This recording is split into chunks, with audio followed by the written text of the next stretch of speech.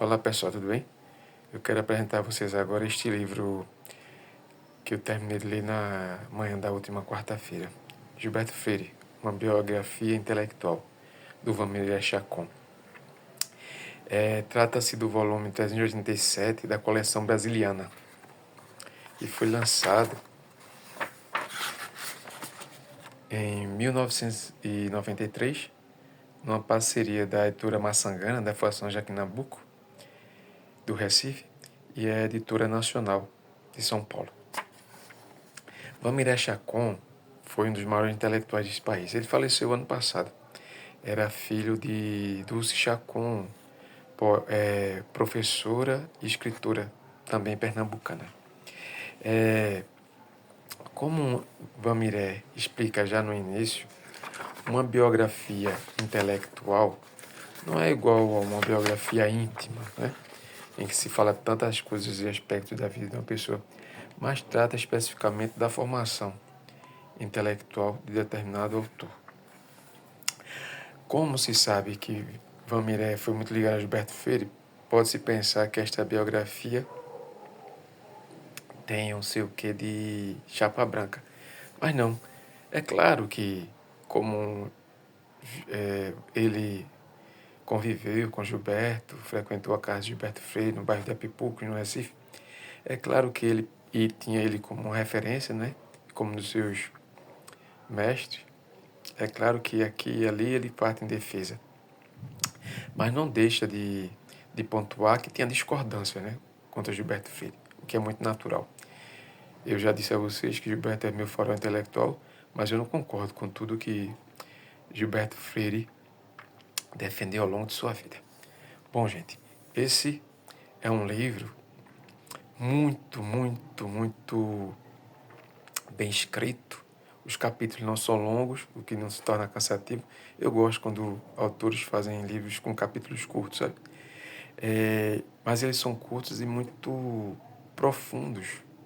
Vanderlei era um escritor muito assim seco, de ser preciso nas palavras, sabe? Sem fazer aqueles arrudeios todos, como dizemos aqui em Pernambuco, para dizer algo. Ele parte aqui, gente, desde a formação inicial, Gilberto, da formação de Gilberto, quando criança, num colégio protestante, um colégio de protestantes batistas norte-americanos, que se chamava Colégio Americano Gilreath, que depois passou a ser denominado Colégio Americano Batista e que foi fechado, ele se encontra fechado, faliu, né? Como tantos outros colégios particulares, ele faliu. Vanderlei parte, já desde essa formação inicial, da criança, Gilberto Freire, fala de alguns professores que Gilberto teve na infância. Gilberto foi um menino que demorou a aprender a ler, sabe? Algumas pessoas chegaram a pensar até que ele tinha problema, algum problema mental. Ele demorou a aprender a ler. Aí fala que teve uma formação com um professor particular, como um certo inglês chamado A.O. Williams, né? O Mr. Williams. Também teve aula de francês com Madame Meunier e aula de desenho. Ele era muito bom no desenho. Ele teve aula com ninguém menos do que o grande pintor pernambucano Teles Júnior. Aqui,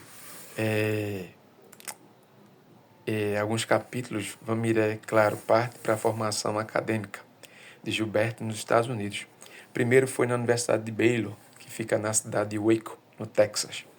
Depois, quando ele conclui essa graduação, ele vai para a Universidade de Columbia, né, que fica na cidade de Nova York, no estado de Nova York. Aí ele fala como em Baylor, Gilberto teve um grande apoio do professor Andrew Joseph Armstrong, que queria inclusive que Gilberto não mais voltasse para o Brasil e se tornasse um escritor de língua inglesa, né? Incentivou muito a formação de escritor de Gilberto, porque ele via Gilberto como um grande potencial. Dali, quando ele parte para Colômbia, Universidade de Colômbia, Gilberto vai receber uma influência muito forte. Ele vai até dizer isso, que de um sujeito, de um judeu alemão chamado Franz Boas. Ele vai dizer, inclusive, que Franz Boas foi a grande figura de mestre que ele ficou. Aqui é uma fotografia do Armstrong, né? Andrew Joseph Armstrong. Fala, claro, como é uma biografia intelectual, fala das muitas leituras, dos muitos autores que Gilberto leu, né? Poetas, inclusive que ele tratou pessoalmente, como a Amy Lowell, e como essas pessoas influenciaram a formação dele, na escrita dele, né? Outro poeta, o Virgil Lindsay.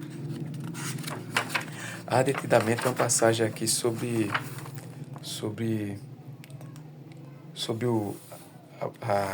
a estada dele em Colômbia, né? E do papel de Boas. Ele diz assim, ó: se Armstrong fez de Gilberto o escritor, confirmando e aprofundando sua vocação, o cientista social Gilberto Freire sai das mãos de Boas mais do que das de ninguém, exceto Oliveira Lima. Oliveira Lima era outro pernambucano, outro grande intelectual pernambucano, que foi diplomata, e Gilberto frequentou a casa de Oliveira Lima e trocou com ele várias correspondências. Oliveira Lima tinha uma brasiliana muito grande, e Gilberto consultou muito essa biblioteca de Oliveira Lima quando esteve nos Estados Unidos. Sabe? Tem aqui uma fotografia do Franz Boas nos passando. Aqui, que é um dos pontos capitais, a questão do racismo, na obra Casa Grande Senzala, né, que pôs Gilberto Freire no mundo, deu uma obra que Vamiré lembra que é talvez o ensaio brasileiro mais traduzido no mundo. Ele fala ele fala do papel de Franz Boas para a tese o entendimento da tese que Gilberto desenvolveria em Casa Grande Senzala e já um pouco na sua dissertação de mestrado.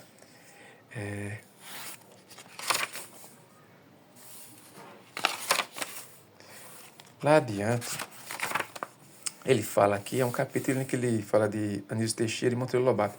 Anísio, que foi fazer mestrado em educação nos Estados Unidos, e Monteiro Lobato, que foi para lá como adido comercial. Monteiro Lobato ficou muito deslumbrado, né, com os Estados Unidos. E esse capítulo é para dizer disso, que não só foi Gilberto e outros brasileiros que tiveram uma formação nos Estados Unidos. Esse livro é muito rico, sabe, gente? Se você tem alguma familiaridade com o universo gilbertiano, vai aprender coisas novas, como foi o meu caso. Eu que já tinha lido antes desse um grande livro da professora Maria Lúcia Garcia Palhares Burke, também sobre formação intelectual de Gilberto, que é bem posterior a esse de Van Miré. Fala aqui de regionalismo, movimento regionalista de Gilberto, de como isso influenciou vários escritores, como Zé Américo de Almeida, Graciliano Ramos, Zé Lins do Rego, essas coisas daquela década de 20 e 30. Aqui é muito bom quando ele faz um paralelo entre o posicionamento dos muitos detratores de Gilberto e como ele se comporta em relação a, por exemplo, nomes de lá do sul-sudeste, como Caio Prado Júnior e Sérgio Buarque de Holanda, sabe? Ele diz que essas pessoas, os críticos de Gilberto, costumam passar pente fino para Gilberto, para criticar, enquanto que para esses autores, eles passam pente grosso, sabe? Não reconhecem falhas, não reconhecem mal entendidos. Gilberto é sempre apunhalado, porque pesa muito, como diz o Vamir aqui, uma crítica muito política, sabe? Porque Gilberto foi muito, e é até hoje, perseguido, porque apoiou a ditadura militar de 64, sabe?